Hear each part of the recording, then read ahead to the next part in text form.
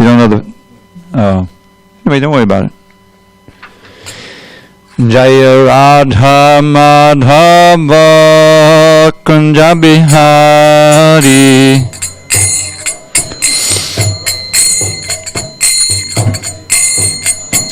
Jaya Radha Madhava Kunja Bihari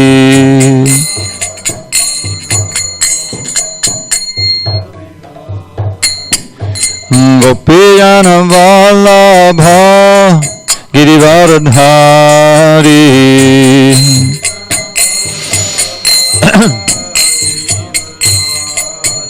Jai Gopijana Vallabha Girivaradhari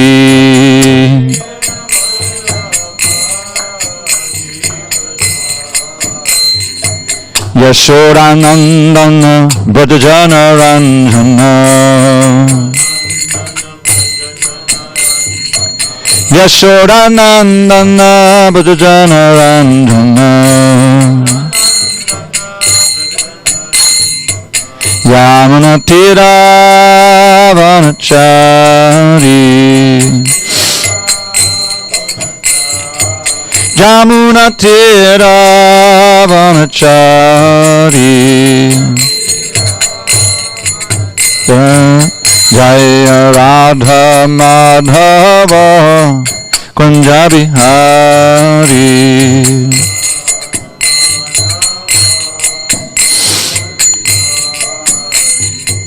Hare Krishna Krishna Krishna Hare Hare Hare Rama Rama Rama Hare Hare Hare Krishna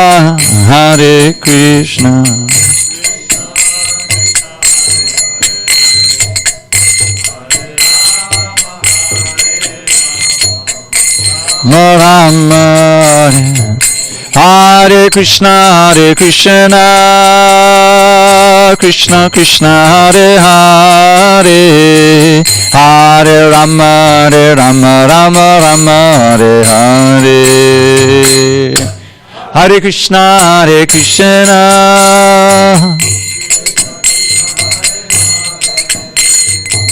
Hare Rama Rama Hare Krishna Krishna Krishna Hare Hare Hare Rama Rama Hare Hare Hare Krishna Krishna Krishna Hare Rama Hare Jaya Radha Madhava Kunja Bihari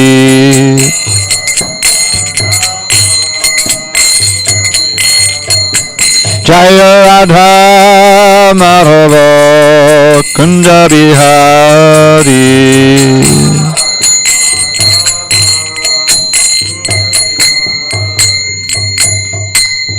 Jai Mr. Bhagavad Paramahansa Purajikacharya Ashtottara Tadashi Srimad Divine Grace Srila A.C. Bhaktivedanta Swami Prabhupada Ki Jai ISKCON BBT Founder Acharya Srila Prabhupada Ki Jai Jai Om Vishnupad Paramahansa Purajikacharya Ashtottara Tadashi Srimad Divine Grace Srila Bhakti Siddhanta Saraswati Thakur Ki Jai Ananda Koti Vaishnavinda Ki Jai Namacharya Srila Haridas Thakur Ki Jai Srimad Bhagavad Gita Ki Jai Samaveta Bhaktivinoda Ki Jai.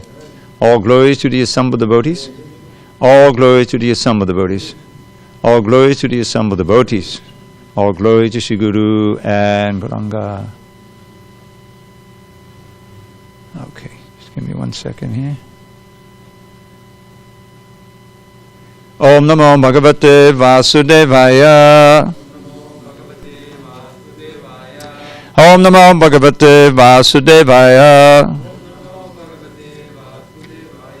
Om Namo Bhagavate Vasudevaya.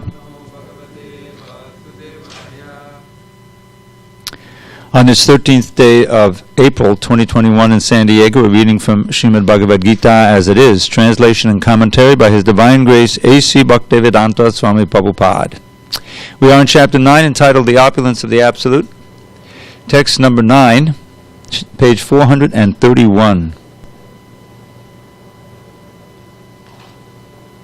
Page 431.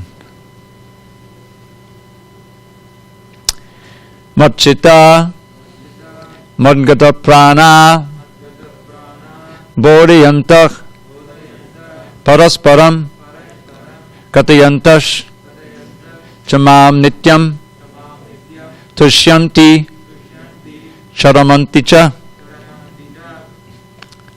Matchita Madgata Prana Bodhiyantah Parasparam Katayantash Chamam Nityam Tushyanti Chadamanti Cha Matchitta Madgata Prana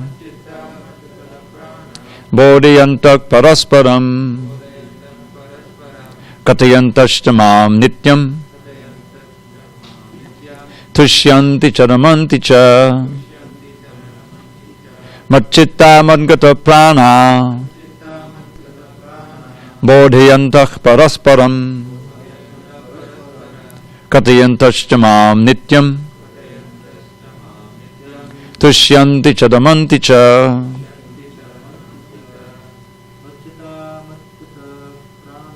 Matchita Madgata Prana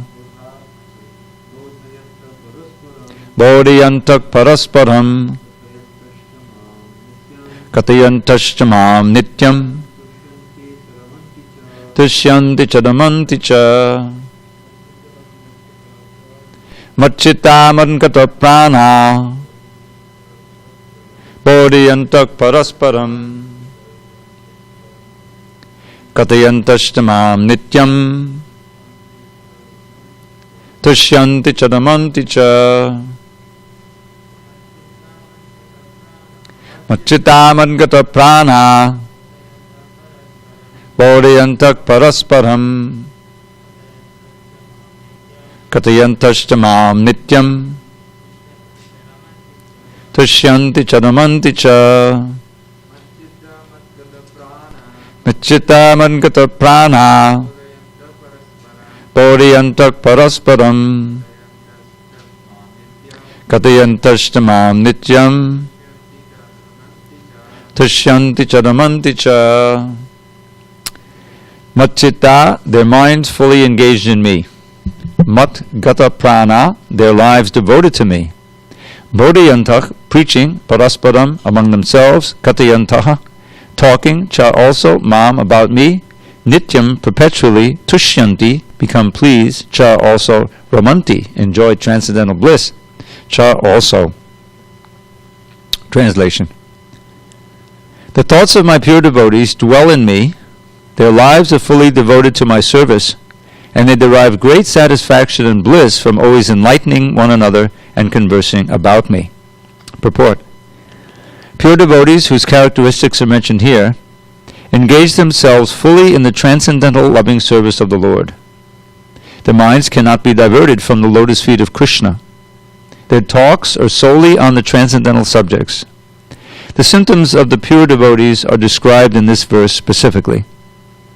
Devotees of the Supreme Lord are 24 hours daily engaged in glorifying the qualities and pastimes of the Supreme Lord.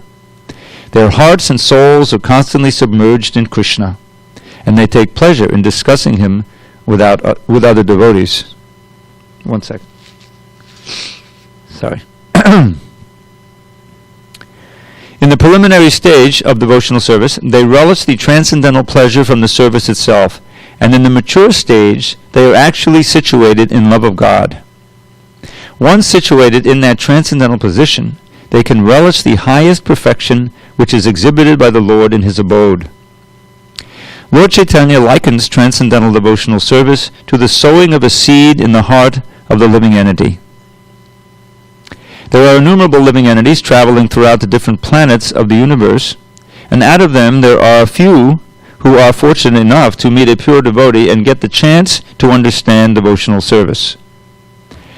This devotional service is just like a seed, and if it is sown in the heart of a living entity, and if he goes on hearing and chanting Hare Krishna, Krishna Krishna, Hare Hare, Hare Rama, Rama Rama, Hare Hare, that seed fructifies, just as the seed of a tree fructifies with regular watering. The spiritual plant of devotional service gradually grows and grows until it penetrates the covering of the material universe and enters into the Brahmajyoti effulgence in the spiritual sky. In the spiritual sky also that plant grows more and more until it reaches the highest planet, which is called Goloka Vrindavan, the supreme planet of Krishna. Ultimately, the plant takes shelter under the lotus feet of Krishna and rests there.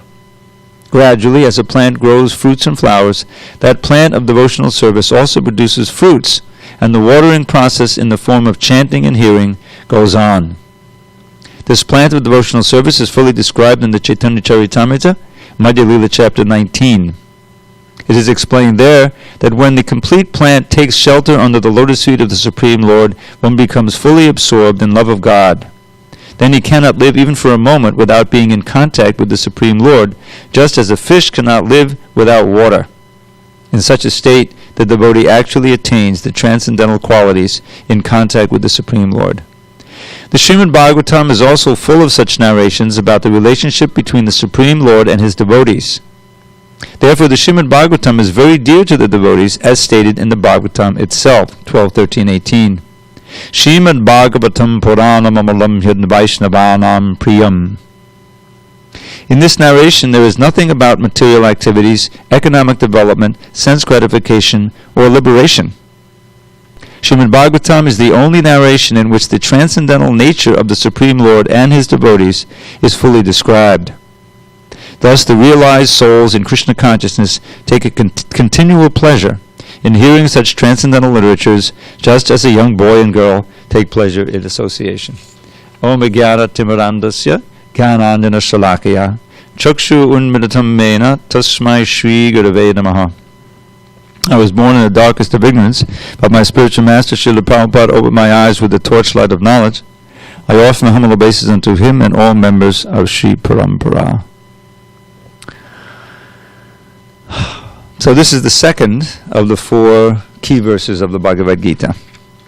Yesterday we read Aham Savasya Prabhavo Matak Sarvam Pravartate Iti Madbhava Junde Mam Buddha Bhava Samanvata. Just to put this in context, this whole chapter is titled Vibhuti Yoga. Vibhuti Yoga, it means the yoga of the opulences of the Lord and the power and glory of the Lord. So Krishna has kind of spoken introductory verses before he gives this essential verse in text 8. And he's described as the source of all the demigods, therefore they cannot know him. One who understands him to be the Lord of all, unborn, gets freedom from all sin-free actions. In this way, he's defining himself in a roundabout way as the source of everything. And here he explicitly says it. Aham savasya prabhavo mattak sarvam pravartate. I am the source of everything, and everything emanates from me. Now, in these 4 verses, let's backtrack a minute. Lord Chaitanya says within the Vedas, all the Vedic literatures, the 4 Vedas, the Puranas, the Upanishads, the histories, the Vedanta Sutra, the only subject is this threefold subject of Sambandha Abhideya Prayojana. Sambandha means the relationship between the supreme source of everything, the Supreme Lord, this world, and ourselves. There's 3 units there. We as inquiring souls, fortunate inquiring souls, as described in Vedanta Sutra, what is the absolute truth? Why am I here? What's the purpose of life? How can I get free of all the suffering? Those questions are rare. When those come into our mind, we're very fortunate, especially if we have the answers ready from a pure source. So, what is the source of everything? What is this world? And where do I fit in? That's basically what Sambandha means. It's the basic questions. Now, there's a verse written by Bhaktivinoda Thakur based on the teachings of Lord Chaitanya to Sanatana Goswami in the 21st chapter of the Madhya Lila of the Chaitanya Charitamrita. And he gives an expanded understanding in 10 points of what this, defining for the Gaudiya Vaishnava understanding, what this Sambandha Abhidaya Prayojan is. So I'm just going to share that with you now and show you how these verses fit in that we're reading from Bhagavad Gita. So he says, Amnaya prahatadvam, hadamiha padamam, sarva shaktim rishabdim, tadbinangshangshcha jivan, pakatika valitan, tadvimuktangscha bhavat, veda veda prakasham, sakalam abhihare, sadhanam shuddha bhaktim, sadhyam tad pritimeve tubadishajanan, Gaurachandra Bhajetam. He learned this verse. One of the first verses he ever learned as a bhakta. So, what does it mean? The first question is, where do we go to understand this material? This is called epistemology. It's a very important key step. Oftentimes you'll find in Prabhupada's books, especially like at the beginning of the Ishopanishad introduction, this understanding of how to try to get information about what we call the absolute truth, the source of everything. These things are beyond our ability to know by our senses and our mind. We're very limited. Obviously the five senses are limited, but the mind and intelligence are also limited. So how can we understand the unlimited? How can we understand the infinite? You see the problem there. There has to be a connection. So the answer to that question is Amnaya. Now Amnaya means the truth in the revealed scripture, the Vedas, which have been given by God himself, but which we can't understand on our own, as explained to us, has given to human society through the chain of pure devotees called the Cyclic succession. We have also Mahajans that are listed in the Srimad Bhagavatam 12, such as Lord Brahma, Lord Shiva, the four Kumaras, Prahlad Maharaj, Janaka Maharaj, Shukadeva and others. So these are the way in which we can know what these things are. So what does Amnaya say? What is the conclusion of the Vedas as given by the pure realized souls? The first step, which I mentioned yesterday and which is being talked about here, Hadamiha Paramam. God, Krishna, Hari, is supreme.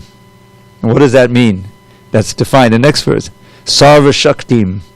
He is a person who has unlimited varieties of energies in three categories: internal spiritual energies, external material energies, spoken of in the 7th chapter, earth, water, fire, air, ether, mind, intelligence, ego, And then we are also an energy.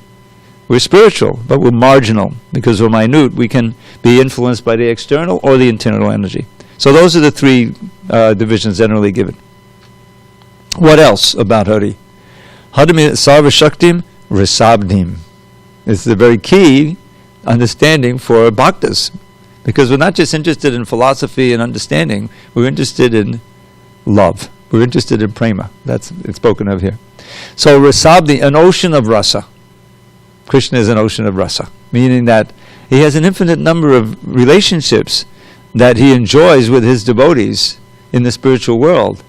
In basic categories of Shanta Ras, Dasya Ras, different relations, which we have here. We have our Vatsalya Ras, and anyone who has children, offspring, which is very common. There's a Ras there. There's love in exchange. The child loves the parents is called I forget it now. But there's a word describing just how a child's love for his parent, and the parent loves for the child, parental or paternal and maternal love, we see with Krishna. So, and we of course have friends, the friendship ras, Sakya ras. Krishna has his friends in the spiritual world. He's enjoying unlimitedly forever his gopas, and there's all details in the literature, the Gaudiya Vaishnava, unlike more than any other line. And then, of course, parental, as I mentioned, father and mother. And then, of course, conjugal. Krishna has with the gopis and also with his wives. He has so many wives and part of the spiritual world. So this is rasa. This is what he enjoys. This is how he enjoys. This is how we enjoy. even if we're just, how much rasa is there being expressed through these phones? People live on the phones, right? What is that rasa? It's a perverted rasa. How much can you get from the phone? But there it is. It's kind of a pseudo-friendly rasa. I don't know, whatever. So that's a very important first step. That God, this is what God is. He is the source of everything. All these shaktis, everything we see is different kind of shaktis, energies, and He is an ocean of relationship, which is what we're trying to achieve, regain or revive. So who are we? That's God. Who are we? Risabdim Tadbinang Shangs to Jivan. The Jivas. Now there's 10 points. We're running through them. You'll see when we end. Are his separated angsha. This word angsha is very important. It means a little particle that has the same qualities as the whole, but minute quantity compared to the whole. Example of the sun and the sun ray, drop of ocean water right out here. You can see if you get a little test tube full, you see it also. It's salty. It has the same quality as the ocean, but quantity is obviously largely different, usually different. So we're the angsha. Then what about us? Prakritika Valitan means swallowed up by the external energy. That's who we are. The living entities who have forgotten Krishna entirely, we're simply living according to the senses. And that includes not just humans, but all the lower animals and the insects and all these things and the plants. They're covered just to a greater and greater degree, the consciousness. But there's a jiva in there. Every blade of grass practically, what to speak of these trees and all of that. There's a jiva, but very, very covered, barely conscious, But same as us, but much more covered. So Prakriti Kavalitan means swallowed up. But not to despair. Tad vimuktan sabhavat. Some can be liberated. Some and many are liberated. More than are bound, actually. It's described more in the spiritual worlds than there are in the material worlds. So that's who God is, and that's who we are. And then comes a key word that describes Lord Chaitanya's synthesis of all different philosophies that came before. Beda prakasham sakalam abhihare. That everything is simultaneously, both material and spiritual, everything is simultaneously one with and different from Hari. One with in what sense? Because we're as energy. The sunshine, what is the meaning of the sunshine without the sun? The sun and the sunshine are one sense one, but they're a very important difference. One is minute, and the sun is huge and obviously different. So similarly, Krishna is one with and different from everything. So all of that is sambandha. What is this world? What are we? Who is God? What are the relationships? Then, how do we realize this? Now it's just theory. That's called abhideya. There's a practice by which you purify the senses, the mind, intelligence, and gradually this all becomes revealed in truth to you. You can understand it not just as theory, but as it's called vigyan, direct experience. And what is the abhideya, the practice? What is it? Sadhanam Shuddha Bhakti. The sadhana practice is Shuddha Bhakti, pure devotion. Unmotivated. As soon as you add a material motivation, you're not going to get the full realization of all of these things. It has to be free of your own motivation. Your motivation is simply to please Guru and Krishna. At first we don't know Krishna, please Guru. And what is Guru telling you? Chant Hare Krishna. Think of Krishna. He's directing you toward Krishna. And ultimately, that's your lack of personal motivation. You're not in it for anything for yourself. But paradoxically, and this is a very important point, that after all, what are we after this? Whatever we do in this world, the ultimate motivation is to increase our happiness and pleasure and to decrease our pain, right? I mean, that's the basic two categories. But a lot of times they're confused. If I can just get free of this pain, that's the greatest pleasure. But that's like a very crippled view of what motivation should be. But unfortunately, many people are living on that basis. Why do we have an opioid crisis? Because in the course of the people's life, they have so much pain that develop, chronic pain, whatever. And they take these opioids, and that becomes, what a relief. And you get addicted to that.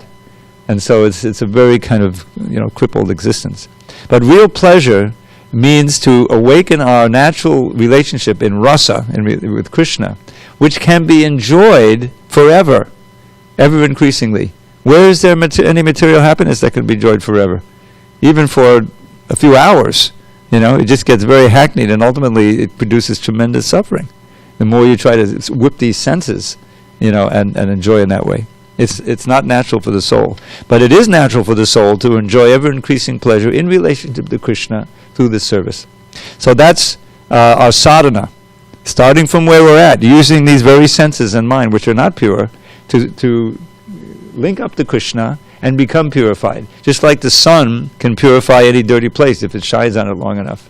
Similarly, if we stay in the sunshine of Krishna consciousness, then our senses and mind intelligence will automatically become pure.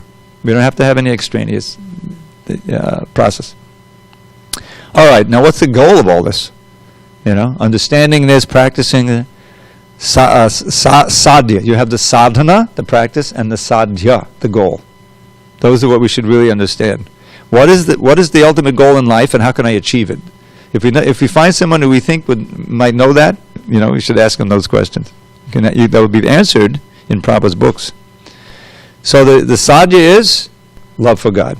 Sadhyam tad pritam evi. Priti means another word for prema. But these are the teachings of Lord Gaurachandra, Lord Chaitanya, and that he spoke and expanded them in so many ways, and they were expanded by his followers. Now back to our current verse. Text 8, Aham Sarvasya Prabhava. We studied this yesterday. This is the answering the question, who is God? Krishna is answering the question right now. Hadamiha Padamam. Hadi is Krishna. I am supreme, meaning everything emanates from me. I am the source of everything. The first two lines is actually one long line, right, in your book there. That's the first line of the verse. That's the Sambandha, right? And then comes Abhideya.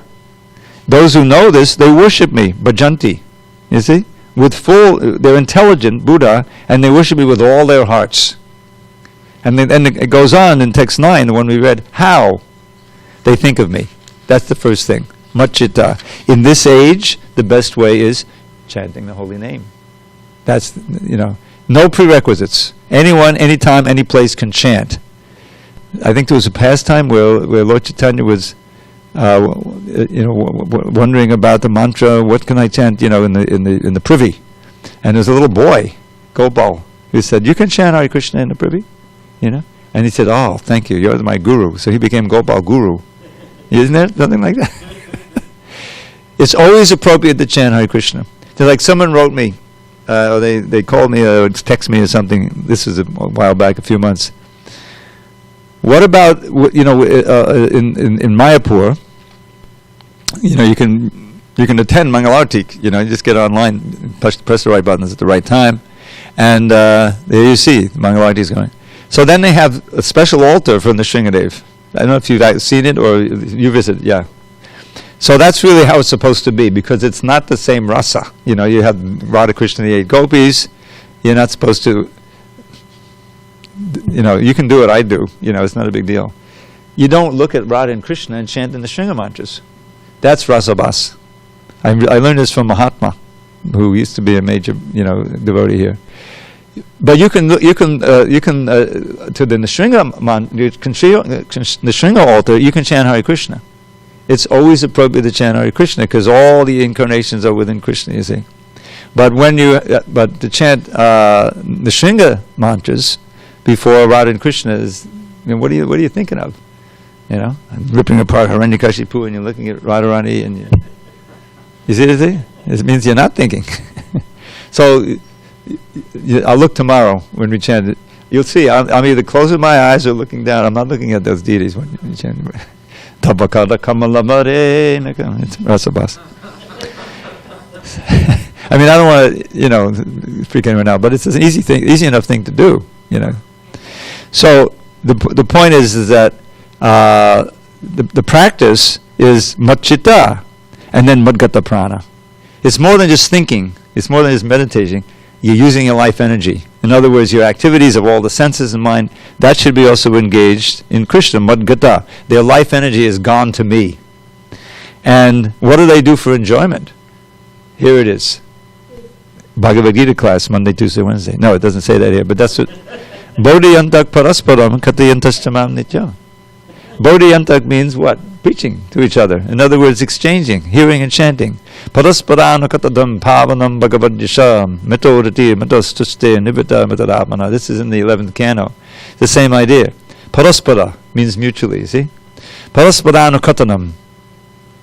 Sharing kata that's coming in the line. Anukatanam, the Shastra. Kata of what? Pavanam Bhagavad Yasha. The glories of Bhagavan which are purifying. In and of themselves. Just to hear the holy name. Just the holy name. That's everything. But to hear a kirtan, to hear pure kata, reading Prabhupada's books, is purifying. We don't know how, but it is. And what is the result when devotees do that? Mitohratir. They develop real transcendental loving relationship between themselves. This is how we should relate, through Krishna. Hey, Prabhu, you want to hear this verse? Oh yeah, I met this person, it was like Vijay's classes are incredible, those real life adventures of preaching and sharing Krishna consciousness. Miracles happening, That's enlivening to a devotee. So this is how mito-ratir, mitos-tushti become mutually satisfied. The word tushti is here. Tushyanti is a verb. Tushti is a noun, I guess, or something. But or a different kind of verb. So they're becoming mutually pleased, transcendentally. We're not sharing some joint or anything here. We're sharing Krishna Katha, and uplifting each other. You see how perverted, the same perverted thing is, hey, Prabhu, did you try this drug? Hey, Prabhu, did you hear this shloka? You see, one takes you to hell, one takes you to Krishna Lok. But the thing about the Krishna Katha, it never gets old. You never OD, It's always like ever fresh, because it's the spirit soul that's enjoying. And Ramanti. Ramanti means transcendental happiness. So this is very much, Abhideya. This is a practice in a nutshell. But you study Prabhupada's life, those 12 years, those magic 12 years after he came to America, constantly glorifying Krishna. Personally, either, speaking, writing, or, giving classes, kirtan, whatever he's doing, he's glorifying and teaching others to glorify, expanding the whole thing. And in 12 years, I was just reading this incredible book by Giriraj Swami about how the Bombay temple, the Juhu temple, it's a chapter right out of the Bhagavatam. From battling people who were trying to stop it. They tried to wreck the temple, there were threats. I mean, even after Prabhupada disappeared, there was a lot of difficulty. They always got arrested, put in jail. It was, and all because this temple was coming up, and a lot of people didn't want it there. It was impinging on their, their property, their money they were trying to make. So, Prabhupada is describing his preaching. The book doesn't end when Prabhupada leaves the planet. 77, because the struggles went on. And he's describing. I started with 12 rupees. Now rupees were worth a lot more in those days. Now they're worth maybe a penny and a half or something. In those days, when I went to India in 75, 12 and a half cents per rupee. So Prabhupada had 20 of those. What is that? At $2.50 or whatever. That's what he had. Comes to America. No friends, no contacts. That's called absolute heroism, courage, and relying on Krishna. And then he's describing, now I have 20 crores. That's 200 million. A crore is 10 million. So 20 of those is 200 million rupees. It's a lot of dollars too. So he had that. He's buying. It cost so much to build that temple. So where is there a business that in 10 years goes from $2.50 to $5 million or whatever? It is. Doesn't happen. So it's Krishna's blessing, Prabhupada. He stayed pure. He did not compromise. The 4 regs. No meat eating, no illicit sex, no intoxication, no gambling. That was completely against the mood of what was going on in America at that time. Yeah, bogus yogis would come and say, do whatever you want, Just chant this mantra, give me $35. Now it's how much? 150,000, whatever it is. Same mantra, It's like, I think, one of the words that we chant in one of our mantras, And it doesn't give you liberation, doesn't give you bliss, It may give you peace of mind for a while or something like that. So this is a general thing. So this is what, now Prabhupada goes through here, I notice, and just quickly to run through Lord Chaitanya's teaching to Rupa Goswami, because this is a very important analogy. The planting of the seed is called the Bhakti Lata. Lata is the creeper of bhakti. It's desire. We already have a whole bunch of creepers in there. They're more like weeds, These are material desires that are, and the materialists are constantly trying to plant more of those desires in you. Now they've got it down to a science, They buy your information from the Facebook guy. Okay, what sites do they read?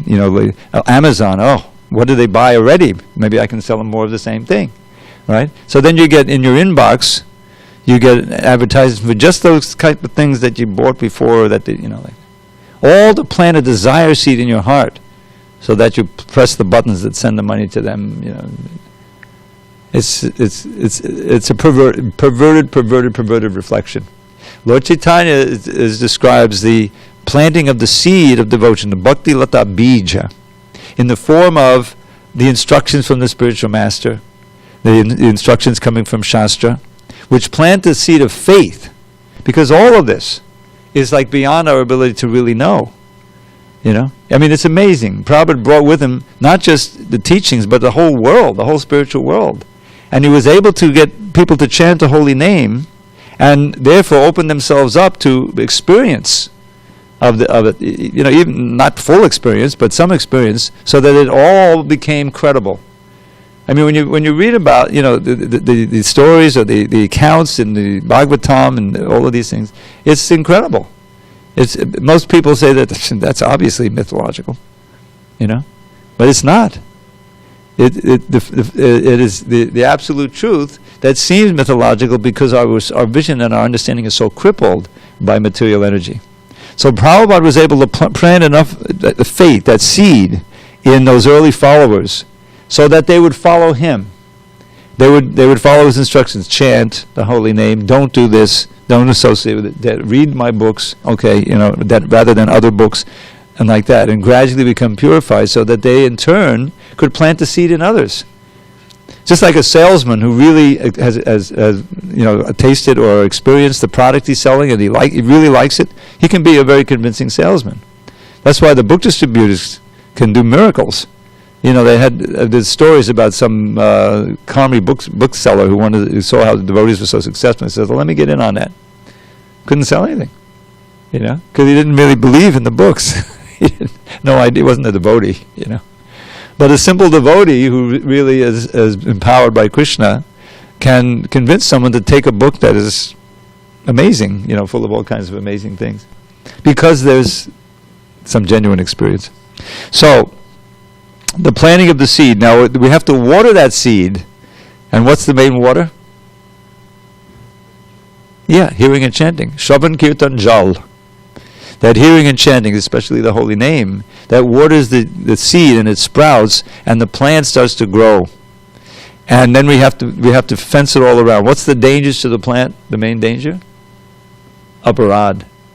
Offenses. That's why we recite these offenses. To consider the names of the demigods, equal to, I chant Hare Krishna, but I also chant my prayer to Shiva because I have to, support my business. And Ganesh, I have high respect for Ganesh. I don't have anything against Ganesh or Shiva, but to equate them with Krishna's name or think that they're independent, they're not dependent. He just said in this chapter, they're completely dependent on me. I created all the demigods from my mind, Whatever benedictions you get from them are gotten from me. I am authorized them to give them. And the problem with those material benedictions is then you stay attached to material things. Maybe you have a higher standard, whatever, but you're still bound within the material. So, the pure chanting and avoiding the offenses, and the creeper grows, and the final fruit when it penetrates the universe, and goes at the lotus feet of Krishna, is the fruit of prema. Prema pal, which you can taste forever, and it, of course, it's an analogy or a metaphor, but it means in your original form, your original rasa, you can be reinstated in enjoying eternally this the pleasure of loving Krishna and being reciprocal love with Krishna. So that's the Abhideya, and then we're now going to read about Krishna's response, because then it all culminates in prema, prayojana. So the result of that is Krishna's responding to the devotee, and he describes that in 2 verses here, 10, 11. Any questions on text 9? There's a lot in this. Haribol Dhanavari? Yes, please. Thank you for the nice class. So my quick question is, when you mentioned that you when you chant in front of Narsingadev, and then you don't look at, I didn't understand, so we cannot chant like mantra, I didn't understand. Would you please okay, let me make it clear. That's why I was afraid to say it, but in other words, what I'm saying is, because we have, here we're in the kirtan, and there's a regulation at the end of a regular arti and kirtan, you have Nrsinga mantras, right? We chant the Nrsingadev. You know that, right? Yes, Prabhu. Okay. So my point is that when in Mayapur and also New Vrindavan, they have a special altar for Nrsingadev. I don't know if you've been to that temple. I used to go there regularly. Wonderful deity, big, full size. So the main curtains close, and the curtains to the Nrsingadev open. The same thing happens, I think, in Mayapur. You don't have Radha Krishna all together. They close the curtains, and then they open the curtains to Nrsingadev, and there's this fabulous Nrsingadev. And then you're singing Nrsinga mantras. And you can also chant Hare Krishna to the Nrsinga Murti. That's my point, was the chanting of Hare Krishna is always appropriate, anywhere by anyone, because it encompasses everything. Krishna is the source of all incarnations to Nrsingadev. But when the Nrsingadev is open, or when Radha Krishna is there, you're not chanting the Nrsingadev mantras to them and praying to Krishna and with the Nrsingadev mantra. You see the difference? Because yes. because the Hare Krishna mantra is supreme. So now in our own, we don't have a separate altar, so we chant the mantras. So you don't. I mean, I don't want to. If you do it, it's not going to be the end of the world. If you just keep looking to deities. But the point is, everything should be done with consciousness and awareness. And there's no way you're going to be chanting Tabakata Kamalavade and looking at Radharani's delicate lotus hand. She didn't rip apart Hiranyakashipu. It's Rasa Bas. But when you chant Hare Krishna to the Nrsinga mantra, to the Nrsinga picture, that's fine. But chanting the Nrsinga mantra to the Radha Krishna picture is not fine. Does that make any sense? Yes, Prabhu. Thank you so much. Okay. Yes, very nice. Thank you. Hare Krishna. Haribol. Yes, please. But yeah, oh boy, you got that mask. I mean, I have trouble understanding him without a mask.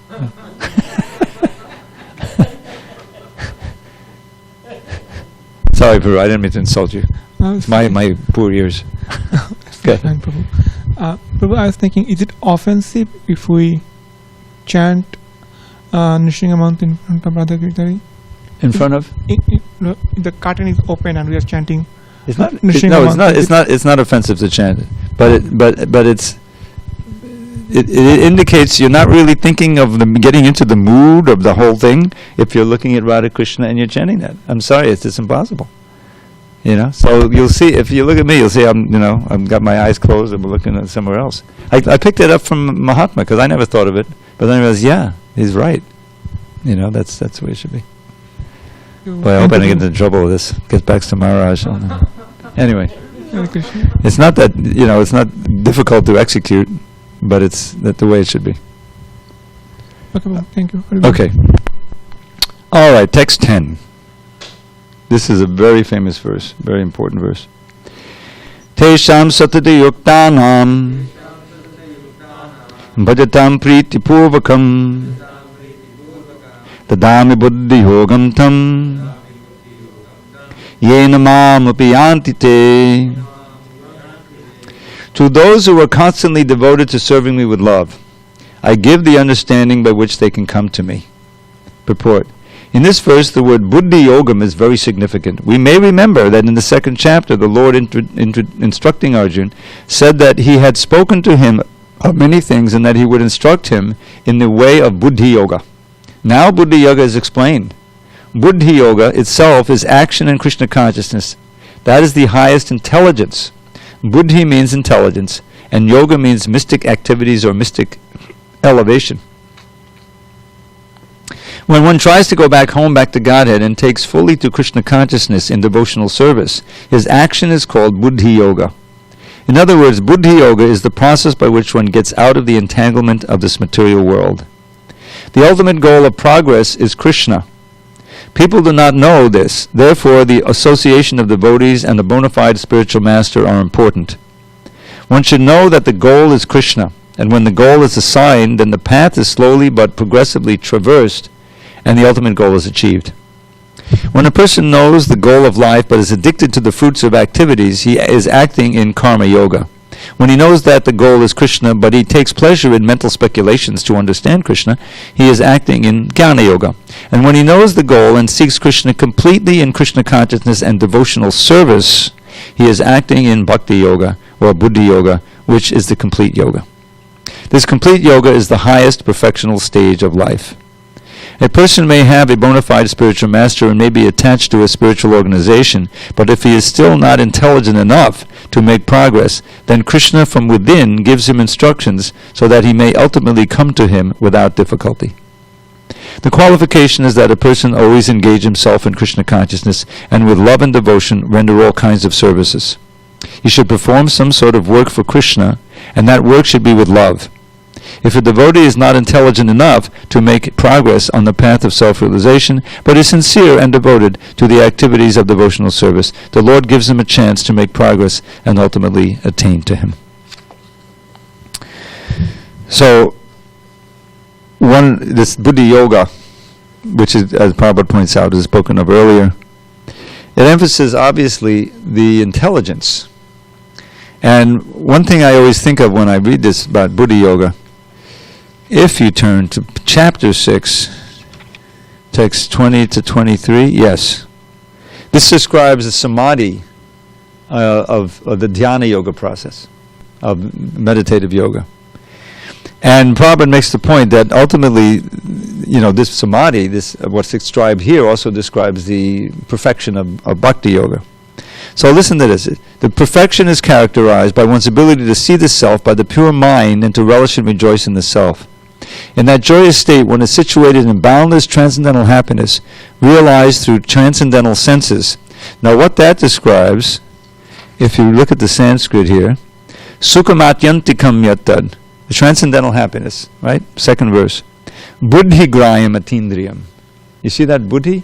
Buddhi grayam means accessible by intelligence. So everything, and atindriyam means transcendental to the senses. So you're dealing with your transcendental senses, but your intelligence is very much involved. And the idea is that we can do things, by rote. And there's even a word for that, niyamagraha. There's 6 things that impede or destroy devotional service. Atyahara payasacha prajalbo niyamagraha. Niyamagraha has 2 meanings, niyama agraha, niyama agraha. It's a technical thing with Sanskrit, but it's easy to explain. One is to be lax in the regular performance of the duties of Krishna consciousness. You don't get up early, you're not chanting all your rounds, you sleep, and gradually you're becoming, disenchanted. So that can easily destroy. You can see that. Another one is to go through, to be always, be there, but you're not really there. Your buddhi isn't there. Your intelligence isn't there. You're going through the motions. But you're not really, committed to it. You're not applying your intelligence. And that I give an example. When we attend, and good number here, we attend the Mangal Arti, there's this prayer that we chant, the Gurvashtaka. Now, assuming that everyone is singing and hearing the sound, but there's various levels of actually understanding going on. because it's Sanskrit. And even in English, you can recite the 10 offenses, and that's also going over your head in one ear and out the other. Your mind is elsewhere. You're not applying your buddhi.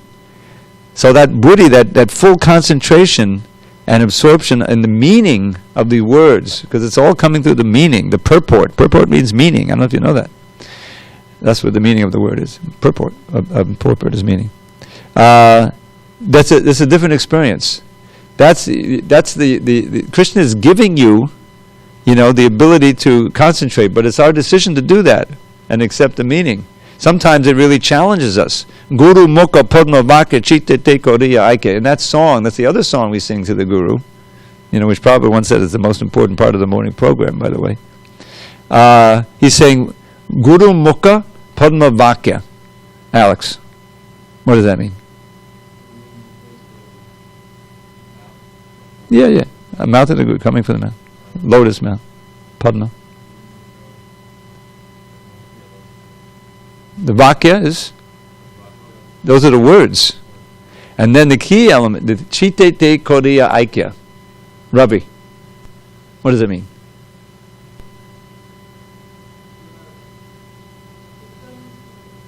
Yeah, intelligence, mind, consciousness. Koriya Aikya.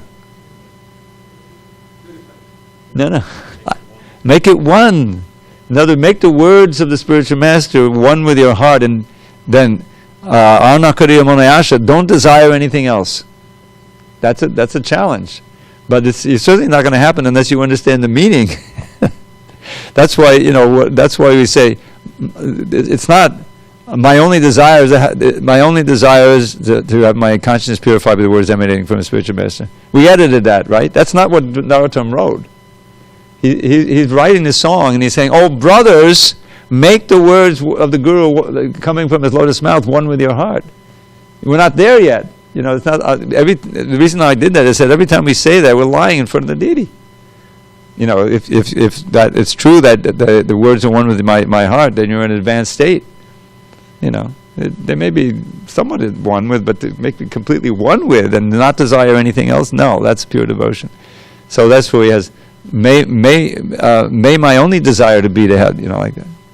So anyway, and all of this in that very song. What the first thing is Shri Guru Charana Padma Kevala Bhakati Sadma Bandomi Savadhana Mate. That savadhana is very key, with full attention. What is the meaning? What does it mean to bow down? I like to give this example, and we'll have to stop soon. Is that near the beginning of a book, Gopi Puranandaru translated a book by Sanatana Goswami called Krishna Lila Stava. And it's a wonderful summary of Krishna's Lila in Vrindavan. And interspersed are I think, 100 obeisances. Namaha. So at the beginning, Gopi Puranandaru, I think, working with a commentary written by Sanatana Goswami himself, he would write a commentary in his own books. He's giving a quote and an explanation of what the word Namaha actually means from the Padma Puran. There's various levels of Namaste. You go into Indian Airlines, you go on Namaste, Namaste, welcome, the stewardesses, whatever. That's not much of Namaste, it's just a formality. Bowing down physically, but not full on, just like, bowing down. That's a serious level. But the real is 8, dandavats. What does it mean? Not mine. This body is not mine, it's yours now. Oh spiritual master, oh Krishna, oh Radharani, oh Lord Chaitanya, and Jagannath. That's what it actually means. Now if you think about that, and then bring it up to the level of trying to be sincere that way, that's what you really, that's called, Buddhi Yoga. You see what I'm saying? Applying your intelligence in everything. You could see that with Prabhupada, picking up the phone, he's Krishna conscious, I'm doing this for Krishna. We'll end here with this one verse. Kayena vacha manasendriyadva buddhyatmanava anusada swabhavat karoti yadyat sakalam parasmai narayanayati samarpayetam. Whatever you do, he covers everything. Kayena, with the body. Vacha, your words. With your mind. With your senses. With your intelligence. With your very self. Whatever you do with all of those, karoti yadyat, sakalam, every activity, you have this thought. This is an offering to Narayan. This is an offering to Krishna. This is an offering to my spiritual master. Now I'm walking from here to here. Yeah, I got a mission. I'm doing it for Krishna. Every breath. This is the application of the intelligence. And that's what concentration means when we're chanting Hare Krishna. The concentration comes from the application of the intelligence. Why am I doing this? How am I doing this? So anyway, that's always linked to Krishna. Bhajatam Priti, with love. The Dhammi Buddhi Yoga. I give one the intelligence, the inspiration to apply the intelligence by which they can come to me. So our desire and application and prayer, and Krishna reciprocates. This is the prayojana, love. Yeah, go ahead. All right, real quick because we have to get ready for our team.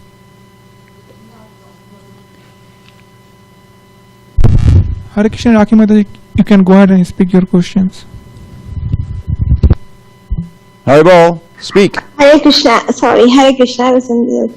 Hare Krishna, Prabhuji, the question was about that Bhakti Lata Beej. So that in that analogy, I was thinking that if it is a creeper, it always needs a support tree or some kind of support. So in that analogy for the Bhakti Lata, what would be that support?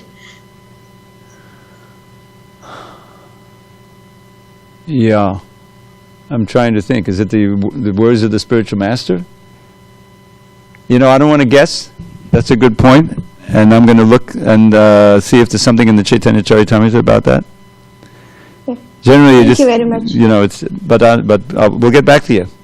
Tune in tomorrow. Okay, thank you. Hare Krishna. Okay, thank you. Hare Krishna. Hare Krishna. All glories to the Prabhupada.